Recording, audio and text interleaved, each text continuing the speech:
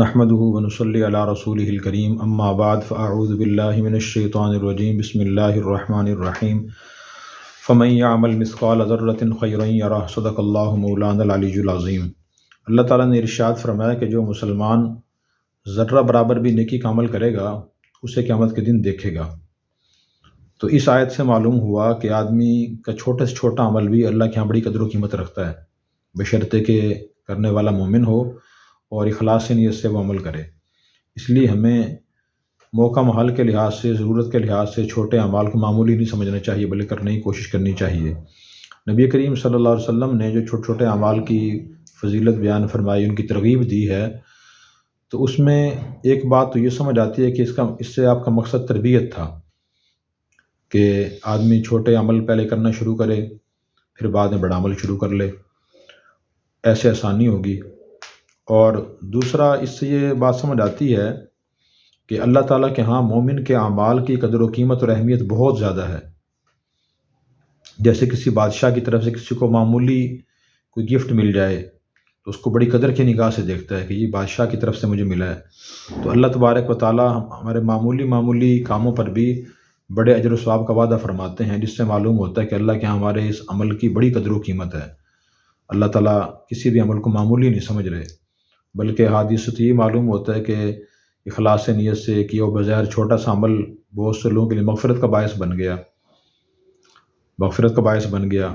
جیسے حدیث میں آتا ہے کہ ایک شخص گرمی کے موسم میں کنویں کے پاس سے گزر رہا تھا، اس نے پانی پیا، پھر باہر دیکھا کہ کتا پیاس کی وجہ سے ہانپ رہا تھا، کیچڑ چاٹ رہا تھا، تو اس نے پھر سوچا کہ یہ کتا بھی جاندار، ایسے پیاس لگتی ہے میری طرح، میں نے تو پانی پی لیا لیکن یہ تو خود نہیں پی سکتا، تو اس نے اس کتے کو پانی پلایا، تو اللہ تبارک و تعالیٰ نے کتے کو پانی پلانے کی برکت سے اس کی مغفرت فرما دی اور قدر کی اتنی اس کی۔ تو اسی وجہ سے آپ صلی اللہ علیہ وسلم نے پانی پلانے کی بھی ترغیب دی ہے۔ ایک حدیث میں آتا ہے کہ جہاں پانی فراوانی سے ملتا ہو وہاں پانی پلانے سے اتنا ثواب ملتا ہے جیسا کہ کسی غلام کو آزاد کرنے سے ثواب ملتا ہے، اور جہاں پانی کی قلت ہو وہاں کسی انسان کو پانی پلانے سے اتنا ثواب ملتا ہے جیسے کسی مردہ کو زندہ کر دیا ہو۔ اب یہ بظاہر معمولی سا عمل ہے لیکن گرمی کے موسم میں بڑا مفید عمل ہے یہ کہ آدمی اگر یہ انتظام کر دے کہ راستوں پہ پانی کے گھڑے رکھوا دے، کولر رکھوا دے، کہیں کوئی نلکا لگوا دے تاکہ لوگ اس سے پانی پئیں، تو بڑی فضیلت کا باعث ہے، اور پانی بنیادی چیز ہے۔ اسی طرح آپ صلی اللہ علیہ وسلم نے یہ بھی ارشاد فرمایا کہ جو مسلمان کوئی درخت لگاتا ہے یا کوئی کھیت کاشت کرتا ہے، اس میں سے کوئی بھی انسان اور پرندہ کھاتا ہے تو وہ لگانے والے کی طرف صدقہ شمار ہوتا ہے۔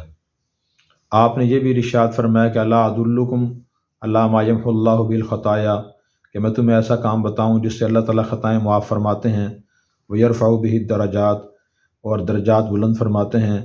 تو صحابہ کرام نے عرض کیا کہ یا رسول اللہ بتائیے، تو آپ نے ارشاد فرمایا کہ اسباغ الوضوء علی المکارہ، ناگواری کے باوجود مکمل وضو کرنا، یعنی آدمی کی طبیعت میں سستی ہو یا کچھ سردی کی وجہ سے دل نہ چاہ رہا وضو کرنے کو، اس وقت مکمل وضو کرنا سنت کے مطابق یہ ایسا عمل ہے جس سے درجات بلند ہوتے ہیں اور گناہ معاف ہوتے ہیں۔ اور پھر آپ نے اسی طرح ارشاد فرمایا کہ آدمی قدموں کا نماز کی طرف اٹھنا، یعنی آدمی مسجد کی طرف جائے تو ہر قدم پہ اللہ تعالیٰ گناہ معاف فرماتے ہیں، درجات بلند ہوتے ہیں۔ بظاہر دیکھیں صحت مند آدمی کے لیے چلنا کوئی مسئلہ نہیں ہے، لیکن پھر بھی آپ یہ فرما رہے ہیں کہ اس پہ ثواب ملے گا، اللہ تعالیٰ کے اس کی بڑی قدر و قیمت ہے۔ اور اسی طرح بنو سلمہ کے لوگوں نے ارادہ کیا کہ ہمارے گھر مسجد نبوی سے کافی دور ہیں، ہم مسجد قریب اپنے گھر لے لیتے ہیں۔ تو آپ کو پتہ چلا تو آپ نے ان کو منع فرمایا، تو فرمایا کہ تم یہاں نہ آؤ، تم جتنے قدم چل کے آتے ہو اللہ ہر قدم پہ تمہیں نیکی عطا فرماتے ہیں۔ اسی طرح آپ صلی اللہ علیہ وسلم نے معمولی اعمال کی بڑی قدر و قیمت اور فضیلت بیان فرمائی ہے۔ آپ نے ارشاد فرمایا کہ الکلمۃ الطیبہ صدقہ، کسی کو اچھی بات کہنا یہ بھی صدقہ ہے، اچھا مشورہ دے دینا یہ بھی صدقہ ہے۔ امام داؤد رحمۃ اللہ علیہ کا واقعہ میں نے پڑھا تھا کہ ایک مرتبہ وہ ایک کشتی میں سوار تھے اور کشتی میں بیٹھے ہوئے تھے، دریا کے اندر تھے، تو ایک آدمی کنارے کھڑا ہوا تھا، اسے چھینک آئی تو اس نے کہا الحمدللہ، چھینک کے بعد الحمدللہ کہنا سنت ہے، تو امام داؤد رحمۃ اللہ علیہ نے سنت کے مطابق جواب دیا اور فرمایا کہ یرحمک اللہ۔ پھر کافی دور چلے گئے، شاید دوسرے کنارے تک پہنچ گئے، اور پھر دل میں خیال آیا کہ میں نے جو یرحمک اللہ کہا شاید انہوں نے سنا نہیں ہے، سنانا بہتر ہوتا ہے، ضروری نہیں ہے۔ دوبارہ کشتی کرایہ پہ کرائی، پہلے کنارے آئے اور آ کے اس آدمی کو کہا کہ یرحمک اللہ۔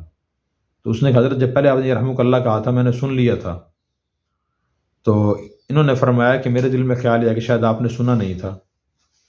بات ختم ہو گئی۔ اس کے بعد جب ان کی وفات ہوئی تو کس شخص کو خواب میں نظر آئے تو انہوں نے پوچھا کہ بتاؤ اللہ تعالیٰ نے آپ سے کیا معاملہ فرمایا؟ تو انہوں نے فرمایا کہ اللہ تعالیٰ نے مغفرت فرما دی۔ پوچھا کس وجہ سے؟ تو امام ابو داؤد رحمۃ اللہ علیہ نے اس واقعے کا حوالہ دیا کہ آپ نے جو یرحمک اللہ کہا تھا، اس کے لیے سفر کیا تھا، وہ بڑا پسند آیا ہمیں، اس کی وجہ سے ہم آپ کی مغفرت کرتے ہیں۔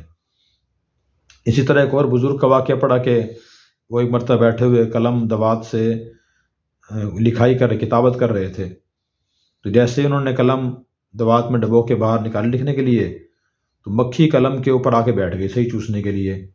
تو انہوں نے ہاتھ وہیں روک لیا کہ یہ مکھی ہے، اللہ کی مخلوق ہے، یہ پیاسی ہے، چلیں یہ ذرا صحیح چوس لے، پیاس بجھا لے، پھر لکھوں گا۔ چنانچہ وہ ٹھہر گئے، مکھی اڑ گئی، پھر انہوں نے لکھنا شروع کیا۔ تو وفات کے بعد کسی دوست کے خواب میں نظر آئے تو انہوں نے پوچھا کہ بتاؤ جی اللہ نے کیا معاملہ کیا؟ تو انہوں نے فرمایا کہ مغفرت فرما دی۔ پوچھا کون سا عمل پسند آیا؟ تو انہوں نے پھر واقعے کا حوالہ دیا۔ اللہ نے فرمایا کہ آپ نے ہماری مکھی پہ ترس کھایا تھا، رحم کیا تھا، ہم آپ پہ رحم کرتے ہیں اور آپ کی مغفرت کر دیتے ہیں۔ اسی طرح نبی کریم صلی اللہ علیہ وسلم نے یہ بھی ارشاد فرمایا اذا مریض العبد او سافر کتب له مثل ما كان يعمل مقیما صحیحا، کہ جب کوئی آدمی بیمار ہو جاتا ہے یا سفر پہ چلا جاتا ہے اور تندرستی اور اپنے مقام والے اعمال نہیں کر سکتا، نفل اعمال، تو اللہ تبارک و تعالیٰ اس کو اس بیماری کی حالت میں اور سفر کی حالت میں اس کے روزمرہ والے اعمال کرنے کا ثواب عطا فرماتے رہتے ہیں۔ اس میں بڑی تسلی ہے بزرگ حضرات کے لیے، بیماروں کے لیے، جن کو عمل کا شوق ہوتا ہے اور پھر وہ عمل نہیں کر سکتے مجبوری کی وجہ سے، کہ وہ پریشان نہ ہوں۔ مثلا رمضان کے روزے نہیں رکھ سکتے، اتنی تلاوت نہیں کر سکتے، نوافل نہیں پڑھ سکتے، اللہ تبارک و تعالیٰ ان کو اس کا ثواب عطا فرمائیں گے۔ اس لیے ہمیں خود بھی اس کی کوشش کرنی چاہیے کہ ضرورت کے موقع پر یا جہاں بھی ہم مناسب سمجھیں، کسی معمولی سے معمولی نیکی کو بھی حقیر نہ سمجھیں، اسے کرنے کی کوشش کریں، شاید اللہ تبارک و تعالیٰ اس کی وجہ سے ہماری مغفرت فرما دے۔ اور اس طرح نیکیوں کی ترغیب بھی ہوتی ہے، اور جتنے بظاہر چھوٹے کام ہوتے ہیں وہ بعض اوقات کسی بڑے کام کی بنیاد بن جاتے ہیں، اور کہنے والے کے لیے ایک چیز چھوٹی ہوتی ہے لیکن جو سننے والا اس کے لیے ایک چیز بہت بڑی ہوتی ہے۔ مثلا مشورہ، یہ بظاہر 2 منٹ کی بات معمولی سی ہے، لیکن جس کو مشورہ دے رہا ہے، اگر دینے والا بہت قابل آدمی ہے، بہت تجربہ کار ہے، اور مشورہ وہ کی بات وہ بتا رہا ہے، سننے والے کو اس کی بہت ضرورت ہے، تو ظاہر ہے کہ اس کو اس سے بہت زیادہ فائدہ ہوگا۔ جس 100 آدمیوں کے قاتل کا واقعہ ہے کہ وہ پہلے ایک عبارت گزار کے پاس گئے، پوچھا میری توبہ قبول ہو سکتی ہے؟ انہوں نے کہا کہ نہیں، غلط مشورہ دیا، غلط بات بتائی، تو ان کی جان چلی گئی۔ اور دوسرے کسی عالم کے پاس گئے تو انہوں نے بتا دیا کہ جی آپ کی توبہ قبول ہو سکتی ہے۔ انہوں نے اچھی رہنمائی کی، معمولی سا مشورہ دیا، اور یہ بتایا کہ آپ نیک لوگوں بستی میں چلے جائیں اور وہاں جا کچھ دن رہیں تاکہ آپ کی عادتیں درست ہو جائیں اور آپ توبہ طیب ہو جائیں۔ اتنی سی بات بتائی ہے۔ اس بات بتانے کی وجہ سے اللہ تبارک و تعالیٰ نے اس 100 آدمیوں قاتل کے گناہ معاف فرما دیے، اور کتنا فائدہ ہوا۔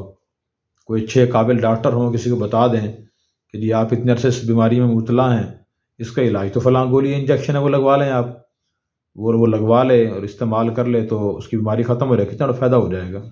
اسی طرح دینی لحاظ سے ہی فائدہ ہوتا ہے۔ کسی کو ہم بتا دیں کہ جی آپ تفسیر پڑھا کریں، حدیث پڑھا کریں، آپ دوسروں کے بجائے اپنے اعمال و اخلاق کو درست کرنے کی کوشش کریں، اپنے مزاج میں نرمی پیدا کریں، احتیاط پیدا کریں، یہ بظاہر معمولی سے مشورے ہیں لیکن یہ بنیادی چیزیں ہیں۔ اگر یہ مشورے سے دے دیا جائے اور سننے والا اس پر عمل کر لے تو زندگی میں انقلاب آ جاتا ہے۔ تو اسی لیے آپ نے فرمایا کہ لا تحقرن من المعروف شیئا، کہ آدمی کسی بھی نیکی کو معمولی حقیر نہ سمجھے۔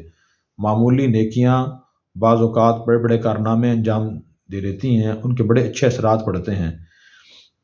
اب ہم گھر میں اس لیے دوستوں سے عرض کرتے رہتے ہیں، جب دوست بتاتے ہیں کہ جی گھر میں یہ پریشانی ہے، بیوی کی طرف سے، اولاد کی طرف سے، یا کوئی خاتون بتاتی ہیں شوہر کی طرف سے پریشانی ہے، تو بنیادی بات یہ عرض کرتے ہیں گھر میں آپ روزانہ تعلیم شروع کر دیں۔